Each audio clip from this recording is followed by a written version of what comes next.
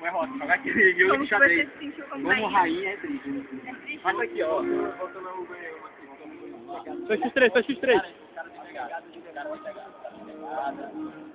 Como que tu se sentiu? Como se tu se sentiu?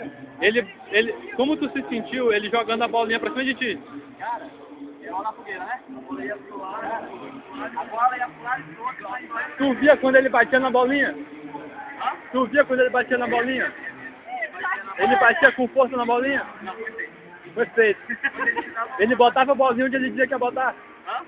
Ele botava a bolinha onde ele dizia que ia botar? Botava. Eu devolvia. Onde ele dizia que queria, eu devolvia. Ele já sabia que ia, né? Eu queria que ele pode receber aquela bola. Ele gritou, pode receber aquela bolada. É a frustração. Mas, peraí. Frustração porque você esperava mais. Eu esperava devolver melhor. Alguma coisa mais forte, maior. Tá bom.